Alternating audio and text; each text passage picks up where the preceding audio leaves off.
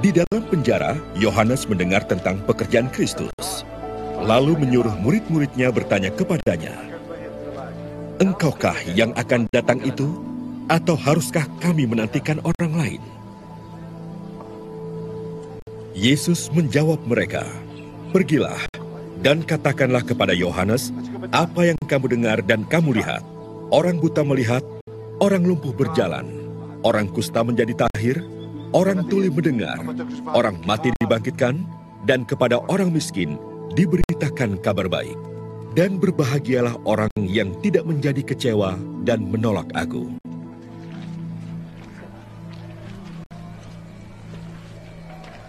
Setelah murid-murid Yohanes pergi, mulailah Yesus berbicara kepada orang banyak itu tentang Yohanes. "Untuk apakah kamu pergi ke padang gurun? Melihat buluh yang digoyangkan angin kian kemari?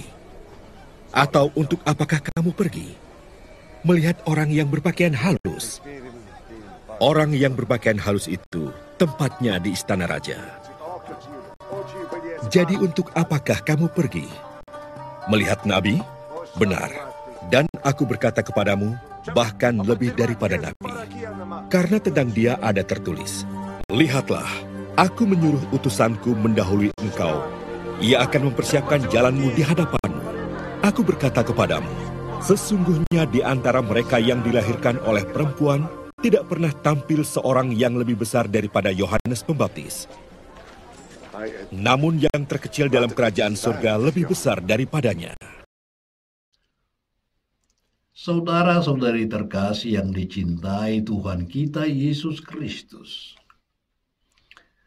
ada sebuah pertanyaan yang sejak dulu sampai sekarang dan untuk seterusnya lagi nanti tetap mengundang perdebatan di antara kita umat manusia. Pertanyaan itu ialah, siapakah Yesus Kristus itu? Sejak dia lahir 2000 tahun yang lampau di Bethlehem sampai sekarang ini, Yesus ini adalah orang yang paling diperdebatkan dalam seluruh sejarah. Di satu pihak, dia disambut dengan cinta yang meluap-luap dari orang-orang yang mengikutinya. Tetapi di pihak lain, ia disambut dengan kebencian yang mengerikan dari orang-orang yang menolaknya. Semasa hidupnya pun, Yesus telah mengundang perhatian dan pertanyaan. Bahkan seorang tokoh besar, yakni Yohanes Pembaptis, tidak luput dari pertanyaan, siapakah Yesus ini? Memang Yohanes Pembaptis tahu benar bahwa Yesus berasal dari Nazaret, dari keluarga tukang kayu. Ia tahu bahwa ibunya sendiri, yakni Elisabet, bersaudari ipar dengan ibu Yesus ini, yaitu Maria. Ia tahu bahwa Yesus ini adalah seorang istimewa, utusan Allah. Sebab sewaktu dia mempermandikannya di sungai Yordan, ia sendiri mendengar suara dari langit yang berkata, "Inilah anak yang kukasihi, kepadanyalah aku berkenan." Namun demikian, Yohanes Pembaptis belum puas. Ia masih penasaran. Nampaknya dia ingin mendengar langsung dari Yesus sendiri bahwa dia adalah Mesias, Sang Penyelamat yang dinanti-nantikan. Kalau memang dia adalah Mesias, mengapa dia belum bertindak sebagai Mesias? Mengapa Yesus ini belum mempermandikan dengan roh dan api? Mengapa dia belum bertindak sebagai hakim yang mengumpulkan padi ke lumbung dan membakar sekam dalam api yang tidak terpadamkan? Di dalam penjara, Yohanes mendengar tentang pekerjaan Kristus, lalu menyuruh murid-muridnya bertanya kepadanya, "Engkaukah yang akan datang itu? Atau haruskah kami menantikan orang lain? Siapakah engkau sebenarnya? Yesus tidak menjawab secara langsung. Tetapi untuk menerangkan siapa dirinya, Yesus cuma mengetengahkan apa yang dilakukannya. Pergilah dan beritahukanlah kepada Yohanes apa yang kamu dengar dan kamu lihat. Orang buta melihat, orang lumpuh berjalan, orang kusta menjadi tahir, orang tuli mendengar, dan orang mati dibangkitkan. Dan kepada orang miskin diberitakan kabar baik. Semua yang disebutkan oleh Yesus itu adalah pelayanan kasih. Padahal kasih adalah tanda yang paling mutlak akan hadirnya penebusan. Dengan kata lain, Yesus berkata, memang akulah yang dinantikan. Akulah Mesias, akulah penyelamat. Pelayanan kasih yang saya lakukan membuktikan hal itu. Saudara-saudariku terkasih, kita sudah berada dalam minggu Advent ketiga. Tak lama lagi kita akan merayakan Natal, hari kelahiran Yesus ini. Bagi kita, sangat jelas siapa anak yang dilahirkan di Betlehem itu. Walaupun dia lahir di kandang yang hina, kita yakin dialah Allah yang menjadi manusia. Walaupun dia dilahirkan sebagai bayi yang tak berdaya, tertidur di palungan, dan hanya terbungkus dengan kain lampin sederhana, kita yakin bahwa dalam dirinya hadirlah Allah yang maha kuasa dan maha kuat.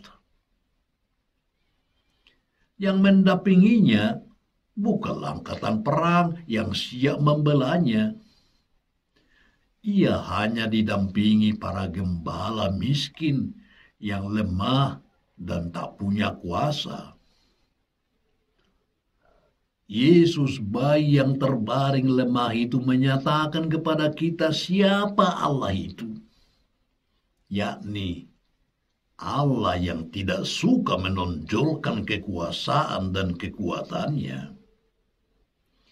Ia lebih suka menunjukkan wajahnya dalam senyuman seorang bayi yang tak berdaya. Kita begitu yakin bahwa dalam diri bayi yang lahir itu hadirlah Allah yang menyelamatkan. Namun, sanggupkah keyakinan kita ini meyakinkan orang-orang lain yang masih terus bertanya, siapakah Yesus ini? Apakah memang dia sungguh-sungguh Mesias penyelamat dunia?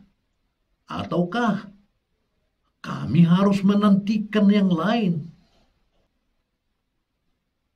Orang mencari jawabannya pada kita, sebab kita memproklamirkan diri sebagai pengikut-pengikutnya. Lalu orang akan melanjutkan pertanyaannya, dan kamu, hai orang-orang Kristen, siapakah kamu?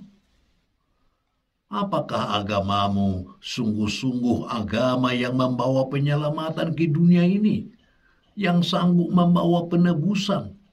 Ataukah kami harus menantikan yang lain? Jawaban kita tak mungkin berbeda dengan jawaban Yesus. Jawaban yang paling meyakinkan bukanlah dengan cara menyuruh orang membaca Injil. Jawaban yang paling tepat bukanlah dengan cara memberi definisi-definisi, bukan dengan menerangkan apa itu kekristenan, bukan dengan membeberkan teologi yang merumitkan. Jawaban yang paling tepat ialah seperti jawaban Yesus sendiri, yakni dengan menunjukkan apa yang kita perbuat. Agama kami memang adalah agama yang menyelamatkan. Sebab lihatlah semua pelayanan kasih yang kami lakukan. Orang buta kami buat melihat, orang lumpuh kami buat berjalan, orang kusta kami buat menjadi tahir, orang tuli kami buat mendengar, orang mati kami bangkitkan, dan kepada orang miskin kami beritakan kabar baik. Bahwa Yesus adalah penyelamat, bahwa kekristenan adalah agama yang menyelamatkan, kita nyatakan kepada dunia melalui pelayanan kasih. Sebab itulah tanda yang paling meyakinkan untuk menyatakan hadirnya keselamatan. Saudara-saudariku terkasih, setiap orang yang telah dipersatukan dengan Yesus Kristus dipanggil untuk memberikan jawaban kepada dunia ini dengan pelayanan kasih-Nya. Kita masing-masing harus menjadi tempat di mana kehadiran Kristus di dunia ini menjadi terasa dan nyata dalam tindakan dan teladan hidup kita, dalam satunya kata dan perbuatan kita, dalam cara hidup kita. Sebab inilah yang dilihat orang, inilah yang mereka pahami, dan inilah jawaban yang paling meyakinkan. Kita yang menyebut diri Kristen dipanggil untuk berani bertindak sesuai dengan kebenaran dan kejujuran, agar mata orang yang buta terhadap kebenaran dicelikan. Kita diutus untuk membangunkan orang-orang yang sudah lumpuh semangat hidupnya, agar dia berani kembali menjalani hidupnya walaupun penuh tantangan dan kesulitan.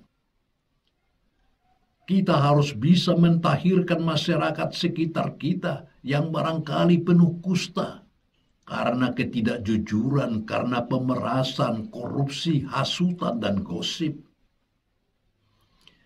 Kita dipanggil untuk membangkitkan orang-orang yang sudah mati semangat hidupnya, yang tidak lagi melihat titik terang apapun dalam hidup ini.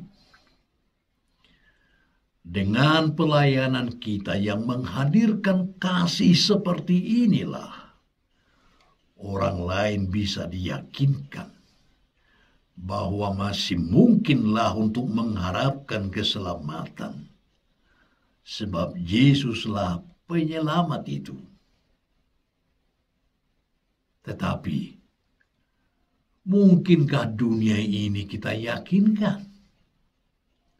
Mungkinkah orang-orang di sekitar kita percaya bahwa Yesus adalah penyelamat, kalau kita sendiri pengikut-pengikutnya justru membawa kegelapan? Seringlah terjadi bahwa justru kita sendiri orang-orang Kristen yang membutakan orang lain, membuat orang lain tuli akan kebenaran, melumpuhkan masyarakat, menyebarkan kusta kebobrokan dalam lingkungan hidup kita, atau membunuh semangat hidup yang sedang berkembang. Tidak heran bila orang-orang lain tidak bisa melihat Yesus itu sebagai penyelamat, tidak bisa melihat kekristenan sebagai agama keselamatan, bahkan menganggap kekristenan itu sebagai kebohongan. Orang tidak bisa yakin bahwa Yesus adalah penyelamat yang dinantikan kalau kita sendiri orang-orang Kristen masih saling memandang dengan curiga, saling menyebarkan kusta kebohongan dan gosip.